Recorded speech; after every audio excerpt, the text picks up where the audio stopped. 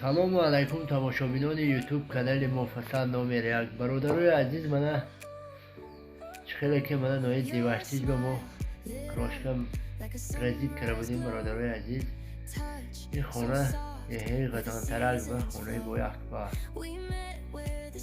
من تماشا کنم. من نصیب بوده ویدیو کراسیم برادرها من از طریقی کوچه همه جا کراشکه شده بود ترزید. یعنی من اینجا در خود نماش برادرها 110 سامانی تمامی محصولات تشکیل سیمه و همه چی داشتیم. من از طرفی درون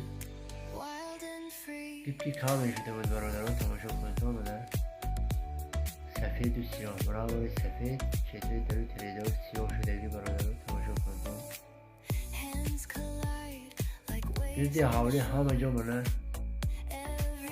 که کامل شده بود. برادرها من از عزیز تماشا کنم. سیاهی سفید برای من از طرفی حوالی ببین دروازه خونه من این طرف هم همه جو که کامل شدگی. برادرها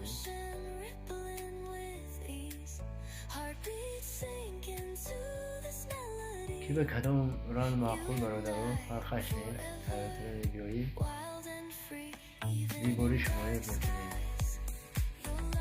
برادرها اینه در خود نواش باشد که کامل کلی رون صفتش حق استو همش در رون اشتا. برادرهای عزیز 105 110 115 سانیه سه خیر آزمین هست. برادرهای عزیز 50 به 20 33 به 15 25 به 9 چقدر مایده شود هم با خدمت تر شده. برادرهای عزیز وقت نگیرد مایده ترش برای همون 115 سانیه که همه مایده.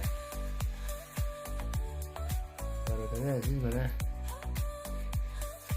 کی کامل میکردی باشد مرحمت نمره تلفن میمونید زمان زنیتون رایتوی زنیتون دستهی از شما میشنوی از من. سربلند و خانه آباد باشید.